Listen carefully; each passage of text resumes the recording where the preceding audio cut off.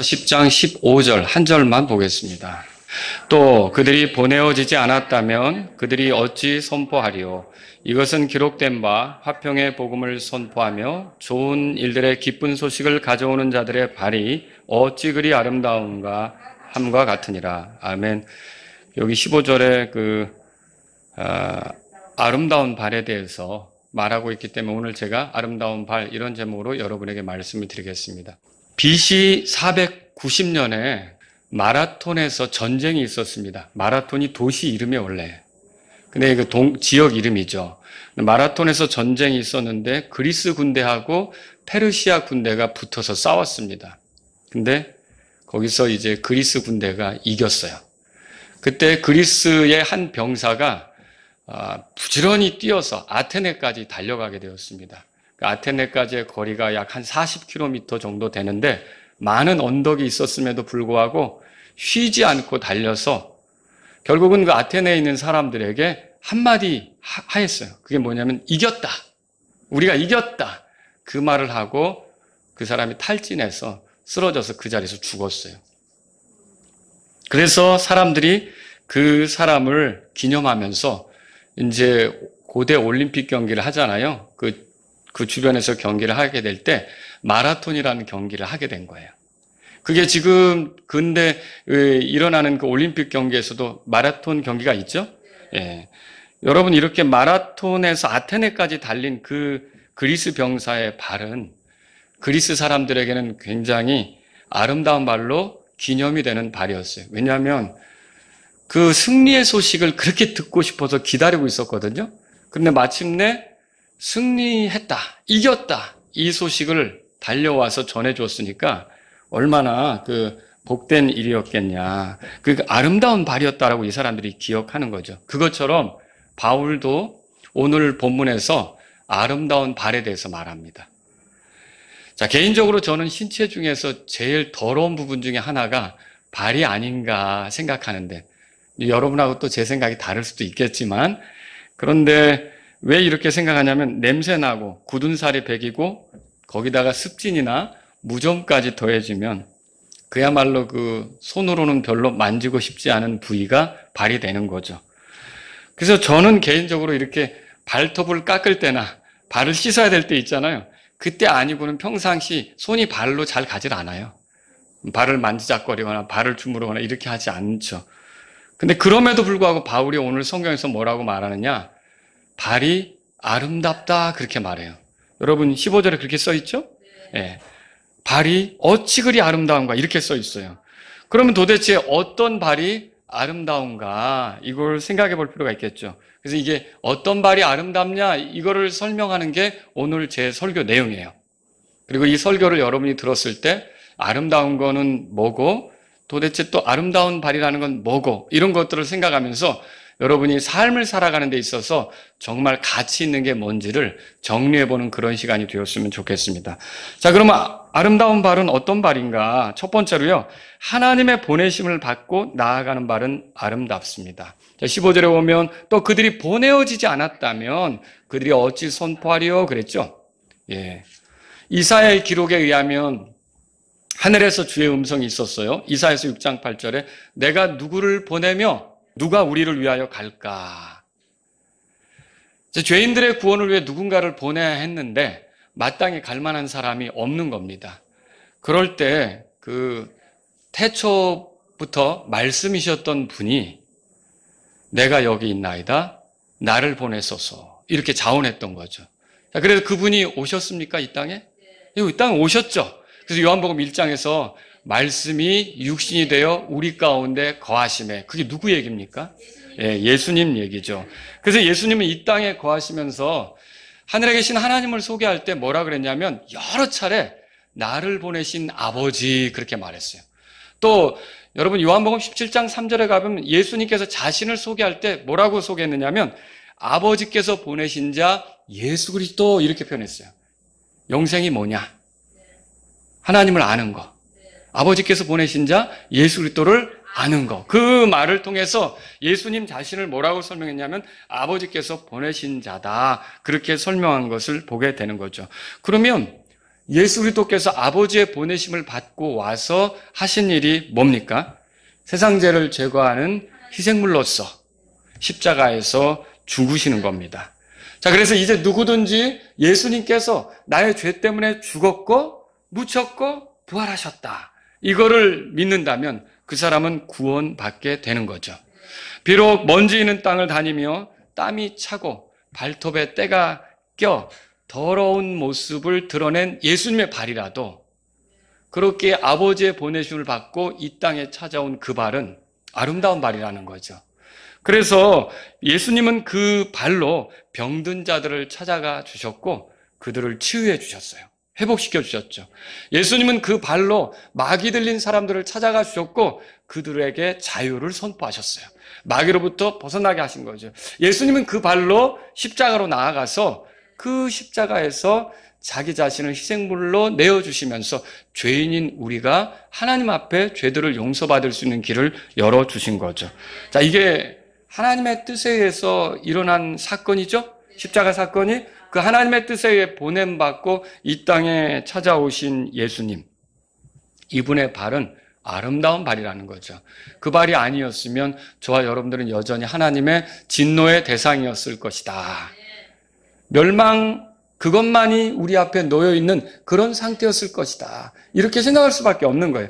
근데 그분의 발이 먼지 있는 땅을 다니면서 결국은 갈보리로 가셔서 거기서 십자가에서 죽임 당하셨기 때문에 저와 여러분들은 멸망하지 않고 영원한 생명을 얻어서 하나님과 영혼을 보낼 수 있게 된 거라는 거죠.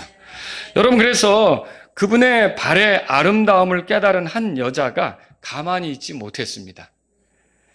그분이 갈보리로 나아가기 며칠 전, 그분이 베다니에 계실 때 그분이 계신 곳에 찾아와 자기가 준비했던 향유를 그분의 발에 부어드리면서 자기 머리털로 닦아드린 사건이 있어요. 그래서 요한복음 12장에 보면 3절에 이렇게 써 있습니다. 그때 마리아가 매우 값진 스파이크 나드 향유 1파운드를 가져다가 예수님의 발에 붓고 자기 머리털로 그분의 발을 닦으니 그 집이 향유 냄새로 가득하더라. 유대인들은 먼 길을 찾아서 자기를 방문하러 온 그 어떤 방문자가 있을 때 그 사람의 그 발을 이제 씻도록 물을 예비합니다. 그리고 또 종이 있다면 종을 시켜서 그 방문자의 발을 씻겨주도록 이렇게 명하죠. 그렇게 해서 발을 씻고 들어오게 하는데 이 마리아는 예수님에게 물로 씻겨드린 것이 아니라 향유를 부어서 예수님의 발을 이렇게 씻겨드린 거예요. 그것도 어떻게 했느냐면 여자에게 있어서 영광은 머리털이거든요. 근데 그 머리털로 예수님의 발을 씻겨드린 거죠. 자, 왜 이렇게 했을까요? 자신의 구원을 위해 이 땅에 찾아오신 예수님의 발이 너무 아름답게 여겨진 거예요. 그래서 그분에 대해서 사랑과 존경, 감사하는 마음으로 기꺼이 자기 머리털로 예수님의 발을 닦아드렸던 거라는 거죠. 여러분, 이렇게 하나님의 보냄을 받고 나아가는 발은 아름답습니다. 어떤 발은 죄인들의 길에 서 있어요. 어떤 발은 이 세상 행로를 따라 걸어요. 그런 발이 아니라 하나님의 보내심을 받고 나아가는 발. 그래서 선교지로 나아가든지 교회를 세우기 위해서 나아가든지 아니면 복음을 전하기 위해서 나아가든지 그 발은 아름다운 발이다라고 하는 거죠. 우리가 성경을 통해 볼 수 있죠. 그래서 하나님의 뜻에 따라 내가 여기 있나이다, 나를 보내소서 하면서 보냄받고 나아가는 발은 아름답다. 여러분이 그렇게 오늘 말씀을 통해서 볼 수 있다는 거죠. 두 번째는 어떤 발입니까? 화평의 복음을 선포하는 발. 그 발은 아름답습니다. 하늘에서 보냄받고 우리를 찾아오신 예수님은 십자가에서 거룩하신 하나님과 죄인이었던 우리를 화평하게 만들었어요. 여러분, 그 복음을 설명할 때 우리가 여러 개로 설명할 수가 있거든요. 표현할 때 들어보셨을 거예요. 왕국의 복음, 하나님의 은혜의 복음, 영광의 복음, 영존하는 복음. 근데 오늘 본문에서는 15절에 보세요. 화평의 복음, 그렇게 말하고 있어요. 화평의 복음. 이 복음은요, 이거를 이제 회개하고 믿음으로 받아들인 사람들 있잖아요. 그 사람들을 하나님하고 화평하게 만드는 거예요. 근데 이때 화평은 어떤 화평이냐? 그냥 단지 적대적인 관계 있죠? 이것만 청산하게 만드는 그런 게 아니라 오히려 동맹하게 만드는 거예요. 옛날엔 적이었던 그런 관계인데 더 동맹하게 만드는 거죠.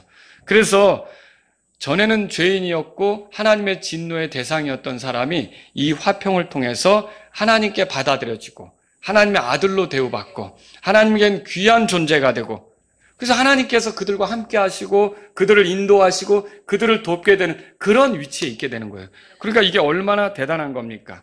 이를 위해 우리의 죄들로부터 우리를 구원하러 이제 이 땅에 찾아오신 예수님, 그분은 그 아름다운 일을 십자가에서 하신 것이고 그 십자가로 나아가신 그분의 발은 아름답다, 그렇게 말할 수가 있는 거죠. 여러분, 그 인생은 아름다워라는 영화가 있더라고요. 외국 영화도 있고 한국 영화도 있더라고요. 제목이 같아서 같은 건 줄 알았는데 다른 것 같아요. 근데 제가 뭐 영화에 대해서 이러쿵저러쿵 평론을 하려고 하는 건 아니고요. 자, 이게 그 인생이 아름답다 이렇게 말하는 어떤 사람들은요, 이 세상을 살아가면서 모든 순간이 노래가 된다 그렇게 표현하는 경우가 있다는 거예요. 그러니까 삶 자체가 다 아름다운 거라는 거죠. 그러니까 이렇게 되든 저렇게 되든 다 의미가 있고 다 가치가 있다는 거죠. 그게 이 지금 어떻게 보면 영화나 뭐 이런 드라마나 이런 거에 나타날 수 있는 세계관이 될 수 있는데, 이런 세계관은 기독교인들에게 아주 위험합니다. 위험해요. 왜 그렇습니까? 불륜의 순간도 사랑으로 미화되어 아름답고, 도적질하는 순간도 살기 위한 노력으로 미화되어 아름답고, 사기치는 순간도 똑똑함으로 미화되어 아름답다, 이렇게 할 수 있겠습니까? 우린 그렇게 말할 수 없죠. 또 여러분, 폭력의 순간도 힘으로 미화되어 아름답고, 배신의 순간도 기회를 잡는 거라 아름답고, 또 거짓말하는 순간도 처세술이다 이렇게 미화되어 아름답고, 이렇게 말할 수 있습니까? 우리는 절대로 그렇게 말할 수 없는 거죠. 여러분, 인생은 그 자체로 아름다운 게 아니에요. 하나님을 떠나 사는 인생은 어떻게 화려하게 살았든지 하나님 앞에서는 다 추한 거예요. 다 더러운 거예요. 다 심판받으러 가는 거죠. 그런데 하나님을 만나면 그때부터는 아름답습니다. 하나님과 더불어 살아가는 삶은 아름다운 거죠. 그런데 이런 하나님하고 가깝도록 만들고 하나님하고 화평하게 만드는 거니까 그 일은 얼마나 대단한 거예요. 그 일을 위해 움직이는 발은 얼마나 아름다운 발이겠냐는 거죠. 그래서 이렇게 화평의 복음을 선포하는 발은 아름답다. 여러분이 두 번째로 그렇게 정리하시면 좋겠습니다. 이렇게 하나님하고 가까워지도록 만드는 발은 아름다운 발이다, 이렇게 생각하셔야 되는 거죠. 세 번째로요, 좋은 일들의 기쁜 소식을 전하는 발은 아름답습니다. 자, 15절에 보세요. 또 그들이 보내어지지 않았다면 그들이 어찌 선포하리요. 이것은 기록된 바 화평의 복음을 선포하며, 뭐라고 되어 있죠? 좋은 일들의 기쁜 소식을 가져오는 자들의 발, 그렇게 되어 있어요. 여러분, 여기서 기쁜 소식은 말 그대로 희소식이에요. 감옥에 수감 중인 사람에게 그 가석방 소식은 희소식이에요. 그렇죠? 미리 풀려날 수 있게 된 건 희소식이죠. 그리고 아주 심각한 병에 걸려서 죽어가야 될 그런 형편에 놓인 사람에게 치료제가 개발되었다는 소식은 희소식이죠. 수년 동안 결혼 생활했는데 아이가 없는 부부에게 임신 소식, 희소식이죠. 그냥 여기저기 이력서를 내면서 취업하려고 노력했던 아들에게 회사에서 출근하라는 소식이 왔어요. 희소식이죠. 이런 게 다 희소식이죠. 그리고 지옥에 던져질 수밖에 없는 사람에게 죽은 뒤에 하늘나라에 갈 수 있는 길이 있다. 그게 이 땅에서 그 길을 발견하면 된다. 이런 소식은 희소식일까요? 당연히 희소식이죠. 죄인에게 그가 하나님으로부터 아들이라는 소리를 들을 수 있다. 더는 죄인이 아니라 아들이라는 소리를 들을 수 있다. 이런 소식이 희소식이란 말이에요. 그게 여기 보면 이게 지금 말하는 기쁜 소식이죠. 그런데 좋은 일들의 기쁜 소식, 그렇게 말했어요. 좋은 일들이라고 그 한 가지가 아니라 좋은 일들 이렇게 묶어서 말하고 있어요. 뭐 이게 뭐예요? 묶음으로 주어진 일들인데 마치 패키지, 선물 보따리와 같은 거예요. 여러분, 결국 이렇게 되는 거죠. 누구든지 예수님을 믿으면 멸망하지 않습니다. 누구든지 예수님을 믿으면 영원한 생명을 얻습니다. 누구든지 예수님을 믿으면 구원받습니다. 누구든지 예수님을 믿으면 죄들을 용서받습니다. 누구든지 예수님을 믿으면 그분의 피로 모든 죄에서 깨끗하게 됩니다. 누구든지 예수님을 믿으면 하나님으로부터 의롭다 여김을 받습니다. 누구든지 예수님을 믿으면 하나님의 아들이 됩니다. 누구든지 예수님을 믿으면 이전과는 다른 방식으로 살아가게 됩니다. 누구든지 예수님을 믿으면 죄에서 벗어날 뿐만 아니라 사탄의 지배에서도 벗어나고요. 의의 종으로 살고요. 하나님의 아들의 왕국에서 은혜 위에 서서 살아가게 됩니다. 누구든지 예수님을 믿으면 죽은 다음에는 하늘로 인도되는 거예요. 누구든지 예수님을 믿으면 자기 몸을 죽음으로 잃어버리게 돼도 되찾을 날이 있습니다. 누구든지 예수님을 믿으면 주님이 오실 때 두려움, 공포가 아니라 영광스럽게 되는 일이 있습니다. 누구든지 예수님을 믿으면 예수님처럼 영광스럽게 되는 날이 있다는 거죠. 자, 제가 지금 누구든지 예수님 믿으면 여러 가지를 열거했죠. 이게 패키지예요. 제가 지금 언급하지 않은 거, 우리가 다함이 없는 은혜 속에 살아갈 수 있고요. 하나님의 공급 속에 살아갈 수 있고요. 하나님의 보호 속에 살아갈 수 있고요. 하나님의 인도하심 속에 살아갈 수 있고요. 하나님께서 우리를 지켜주시는 속에 살아갈 수 있는 거죠. 이게 예수님을 믿으면 나타난 일이에요. 그러니까 얼마나 좋은 일들이에요. 이 좋은 일들을 전하는데 이 발이 아름다운 발 아닙니까? 이 좋은 일들을 전하면 아름다운 발이라는 거죠. 그런데 그럼에도 불구하고 많은 사람들이 이 좋은 소식을 알지 못하고 죽는 거예요. 그렇지 않습니까? 그리고 전달받아도 미심쩍어하면서 믿으려고 하지 않는 경우도 많이 있어요. 그런데 그렇게 될 때 그래도 내가 확신에 차서 내가 예수님을 믿으면 내 삶에 변화가 있잖아요. 달라진 것이 있잖아요. 그런 것에 대한 확신에 차서 그 의심에 찬 사람, 믿지 못하는 사람에게 다가가 그 사람을 확신시키고 설득해서 거기서 나오게 한다면 여러분 그 발은 아름다운 발 아닙니까? 이 좋은 일들의 기쁜 소식을 전하는 발은 아름다운 발이라는 거죠. 자, 1944년에 그 12월에 2차 세계대전 막바지 무렵 일본군 소위 오노다 히로, 이 사람이 오노다 히로래요. 실제 인물입니다. 필리핀의 루방섬으로 파견됐어요. 그때도 필리핀이 일본이 지배했었으니까 여기 동남아시아 많은 지역이 일본이 점령했었잖아요. 우리나라도 점령했고 중국 땅도 점령하고 그 필리핀의 루방섬으로 파견되었어요. 그런데 거기에 도착한 지 몇 주 만에 미군을 피해서 섬 안쪽 정글로 들어가게 됐습니다. 그리고 1959년에 일본 정부는 이 오노다라고 하는 사람이 사망했다고 그냥 얘기를 하게 됐어요. 공식적으로 발표를 했죠.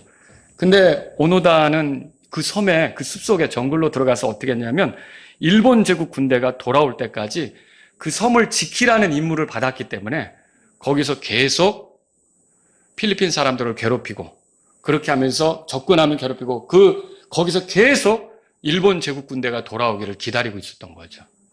자, 1945년 8월 15일에 일본이 항복했다는 소식을 담은 전단지가 루방섬에 뿌려졌어요. 전단지가 뿌려졌겠죠.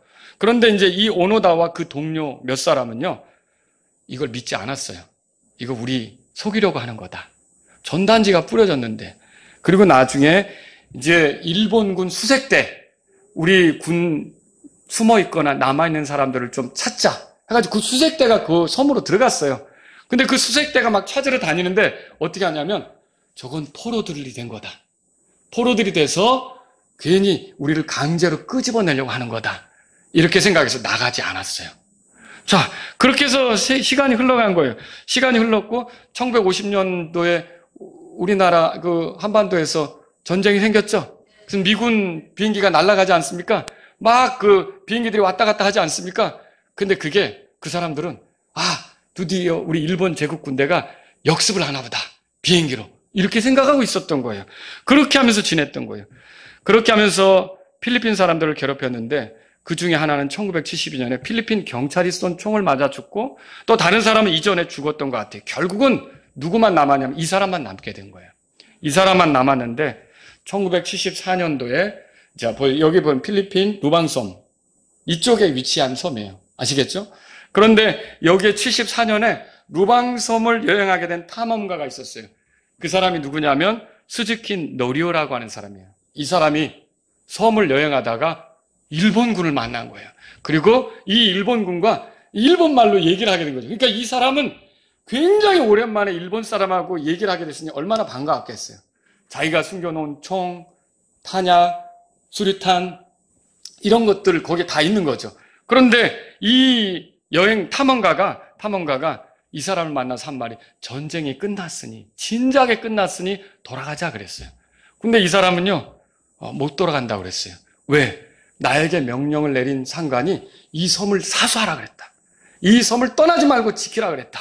그래 나는 못 간다 이렇게 얘기한 거예요. 그러니까 이 사람이 그럼 사진 찍어도 되냐 하고서 이 사람하고 기념사진을 여러 장 찍어가지고 일본으로 돌아갔던 거예요. 일본으로 돌아가서 그 사실들을 정부에 알리고 언론에 알리고 이렇게 했던 거예요.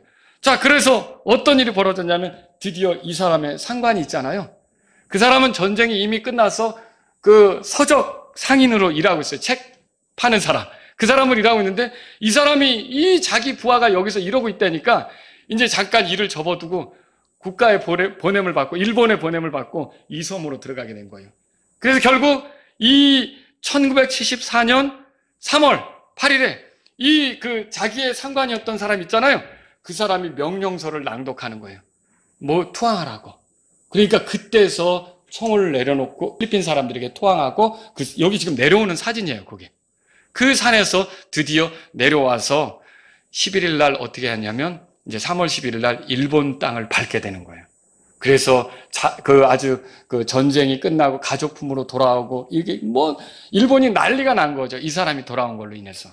근데 여러분 이 사람이 돌아오기까지 29년 정도 걸렸어요. 전쟁이 끝났는데. 이거 얼마나 놀라운 일입니까? 오노다 히로를 자유롭게 하는 것은 쉽지 않았어요. 전단지를 보고도 숲속으로 도망쳤어요. 수색대를 보고도 속지 않겠다고 도망쳤어요. 탐험가를 보고도 자기는 그 말을 듣지 않겠다고 내가 명령을 받았기 때문에 그 명령대로 해야 된다고 고집을 부렸어요. 그런데 그때 여러분 보세요. 이 모습이 많은 사람들이 지금 그런 모습이라는 거죠. 전도지 받아도 도망가는 거예요. 자, 이게 우리가 가서 여기서 빠져나가야 된다고 예수님 믿어야 된다고 얘기해도 듣지 않는 거죠. 자, 그런 상황 속에 우리가 살아가고 있는 거죠. 그런데 그럴 때 오노다의 상관인 이름이 다니구치라고 하는 사람인데 일본의 보냄을 받고 가서 명령서를 읽자 그 섬에서부터 그 사람이 나올 수 있게 되었다는 거죠. 여러분 이것처럼 과거의 죄 가운데 있는 사람을 우리가 어떻게 끄집어낼 수 있을까요? 예, 주님의 보냄을 받고 우리가 가서 명령서를 읽는 거예요. 선포가 원래 뭐 협상하고 타협하는 거 아니에요. 포고문이 읽는 거예요. 너의 죄 때문에 예수님께서 십자가에서 죽으셨으니 주 예수 그리스도를 믿으라. 명령하는 거죠. 주 예수를 믿고 죄 용서를 받아라. 명령하는 거죠. 그걸 받아들이는 사람은 어떻게 될까요? 예, 구원받고 우리가 죄 가운데 있었지만 건진받은 것처럼 그 사람도 건진받을 수가 있다는 거죠. 이렇게 다니구치 그 사람의 그 발길은 아름다운 발이었어요. 그 사람을 구출해내는 발이 아닙니까? 그러면 저와 여러분도 죄 가운데 빠져있는 사람을 건져내는 그 발, 이거는 아름다운 발이 될 수 있다는 거죠.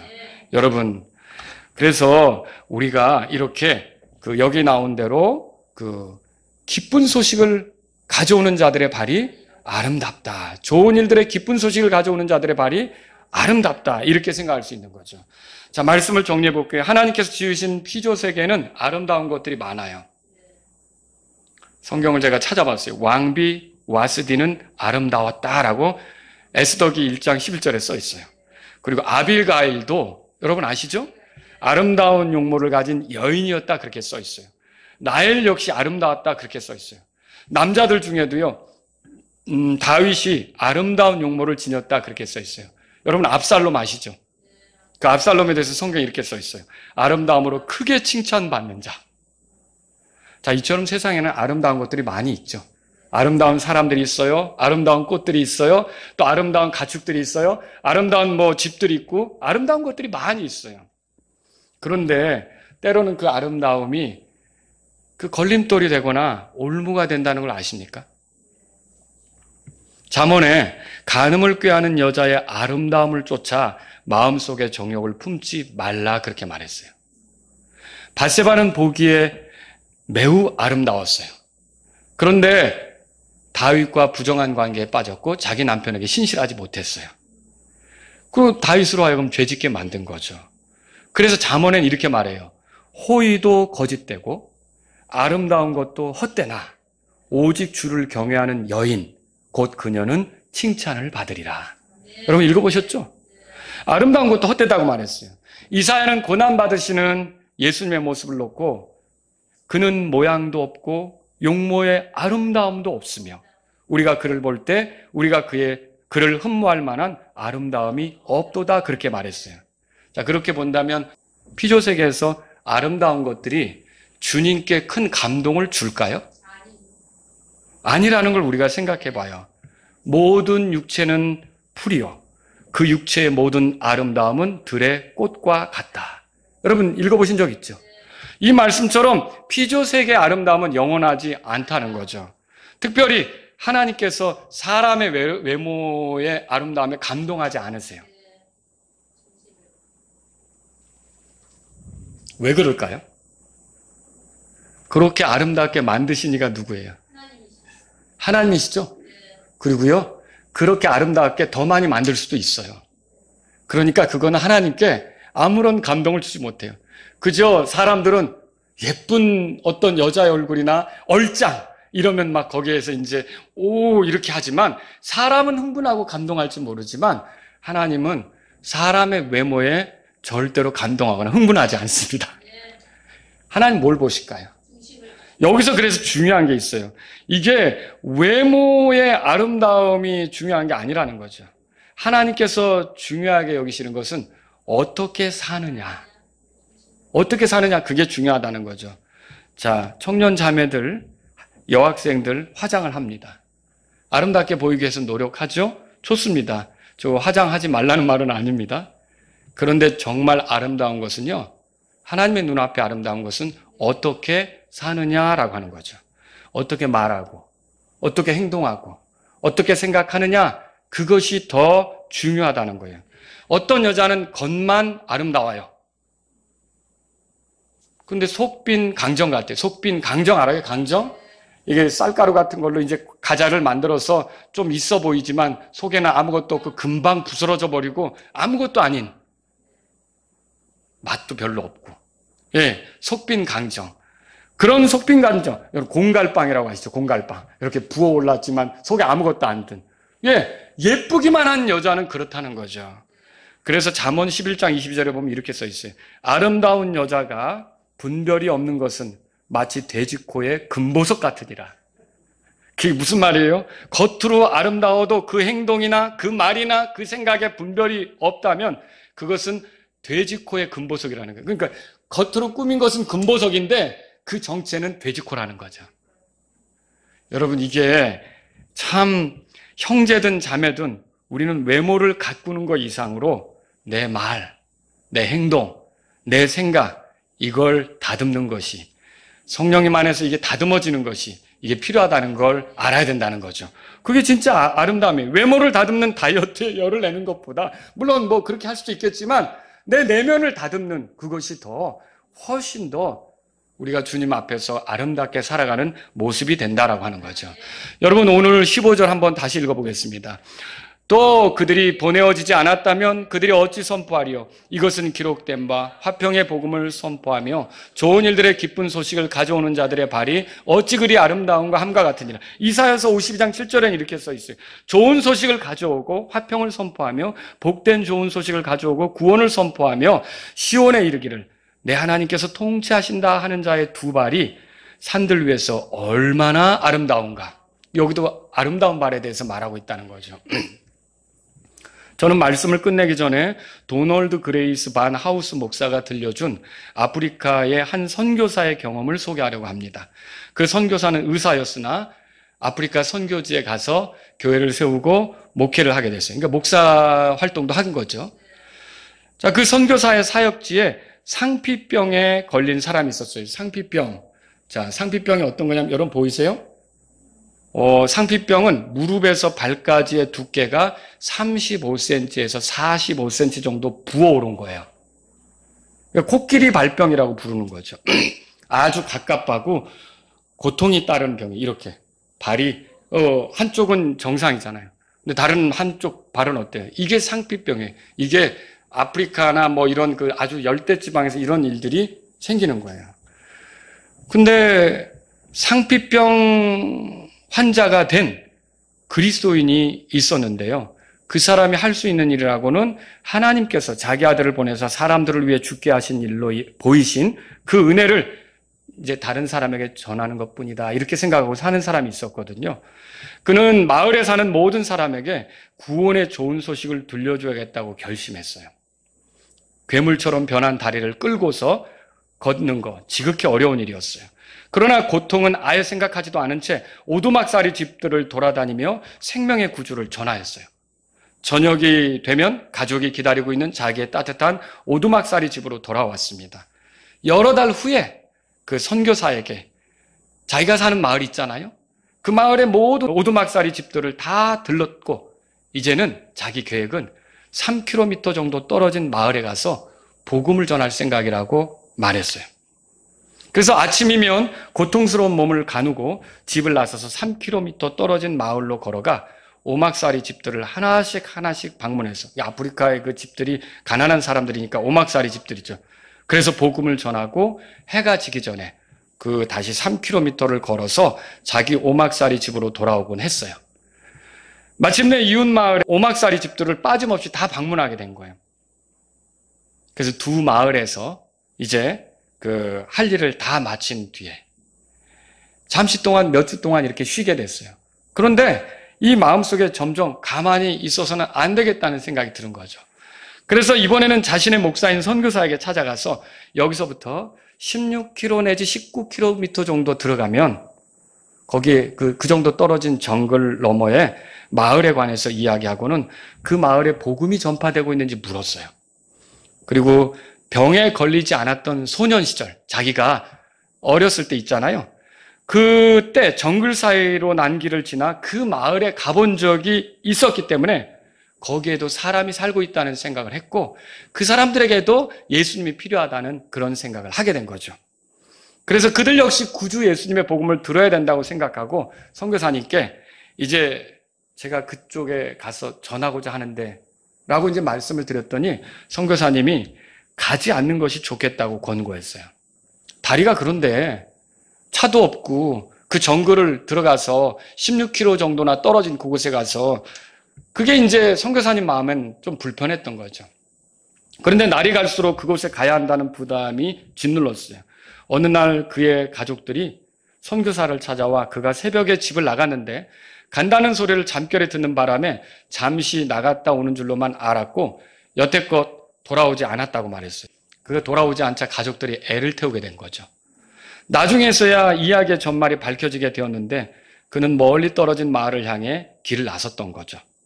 가죽 같은 다리와 거인 발을 힘겹게 질질 끌고 목적지를 향해 걸었어요. 그 마을 사람들에게 나중에 들은 말인데 정오쯤 돼서 그가 그 마을에 나타났다는 거예요. 발이 훨씬 더 부었고 여기저기 부딪혀 피를 흘리고 있었다고 말했어요. 그는 걷다가 어쩔 수 없이 이제 걸음을 멈춰 쉬고 또 쉬지 않을 수가 없었는데 왜냐하면 이제 다리가 불편하니까 그러다가 정오에 이르게 된 거죠. 그 마을 사람들은 그에게 음식을 권했는데 예수님에 관한 말씀을 전한 후에 먹겠다고 하면서 사양했던 거예요.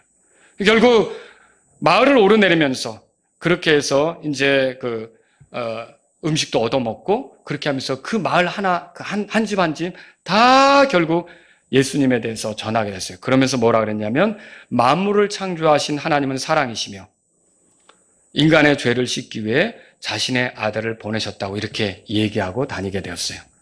그래서 예수님께서 죽은 자 가운데 살아나셔서 자신의 마음에 찾아오셨기 때문에 자기가 이렇게 기쁨과 평화 속에 젖어 있다고 사람들에게 얘기했어요. 자, 그 마을에서 거할 집이 없었으므로 이제 해가 지는데도 불구하고 이제 다 복음 전하고서 돌아와야 됐던 거예요. 그래서 정글로 난 길을 통해 집으로 향했는데 아프리카의 밤은 칠흑같이 어두웠고 뭐 가로등 같은 게 있겠어요? 숲속에서 짐승이 나타날 수도 있는 거죠. 해가 졌고 이 가련한 사람은 몸을 이끌고 캄캄한 정글길을 기억에 의지해서 이렇게 걸었어요. 나중에 선교사가 한 말인데 밤이 무서웠고 이제 그 사람이 한 말을 얘기하는 거예요.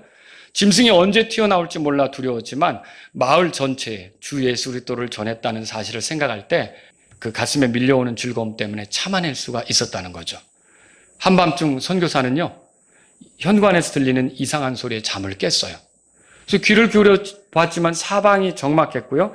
잠이 오지 않아서 등불을 들고 무슨 소리인지 현관 쪽으로 걸어갔어요. 문을 열어보니 먼 여행을 마치고 돌아온 그 불쌍한 이웃이 있었어요. 상처와 피로 뒤범벅이 된 발을 끌고 선교사가 있는 의무실로 찾아온 것이었어요. 선교사는 조수들을 깨워 거의 의식을 잃은 그를 작은 의무실 침대에 누였어요. 선교사는 사랑과 긍휼의 신부를 마치고 돌아온 피 흐르는 그 발을 보면서 아직까지 그렇게 처참한 모습을 본 적이 없었노라고 말했어요. 그 선교사는 그 발을 치료하기 위해 팔을 걷어붙이고 상처를 깨끗이 닦아내고 붕대를 감는 동안 주체할 수 없이 흐르는 눈물이 연고에 뒤섞였던 일을 부끄러워하지 않고 담담히 말했어요. 선교사가 다음과 같은 말로 이 이야기를 마쳤는데 뭐라 그랬냐? 평생 다른 기독교인에게 그렇게 마음이 강하게 끌려본 적이 없었습니다. 그런데 그때 화평의 복음을 선포하며 좋은 일들의 기쁜 소식을 가져오는 자들의 발이 어찌 그리 아름다운가라는 말씀밖에 생각나는 것이 없었습니다. 여러분, 선교사님은 상피병으로 부어오른 그 발, 그렇지만 복음을 전하겠다고 먼 길을 다녀온 그 상처난 발이 그렇게 아름답게 보였던 것입니다. 자, 오늘 우리의 발은 어떻습니까, 여러분? 하나님의 눈에 아름다운 발이 되기를 원하십니까? 정말 아름다운 것을 위해서 인생을 헌신하기를 원하십니까? 우리 다 같이 일어서시겠습니다. 오늘 이 말씀을 들으신 여러분 가운데 하나님 아버지, 제 발도 아름답기를 원합니다. 화평의 복음을 전하는 발이 되기를 원합니다. 주님의 보냄을 받고 가는 발이 되기를 원합니다. 좋은 일들의 기쁜 소식을 가져오는 발이 되기를 원합니다. 여러분들이 아름다운 발이 되기를 원한다면, 누군가 살리는, 하나님과 화해케 하는, 화평케 하는 그런 발이 되기를 원한다면 이 시간 주님 앞에 나가시면 좋겠습니다. 여러분, 진짜 아름다움은 뭡니까? 외모가 아니었어요. 내가 말하는 거, 내가 생각하는 거, 내가 사는 방식에 의해서 그게 하나님 마음에 들면 아름다운 것이 되는 거죠. 오늘 여러분이 이 말씀 속에서 내가 참으로 그냥 겉으로만 꾸미는 그런 사람이 아니라 중심에서부터 주님을 아름답게 섬기는 사람이 되기를 원합니다. 이런 분이 있다면 이 시간 주님 앞에 나아가십시오. 여러분, 이 세상은 아름다운 발을 필요로 하고 있습니다. 보냄받고 가는 발, 그 발을 통해서 살아나는 사람들이 있습니다.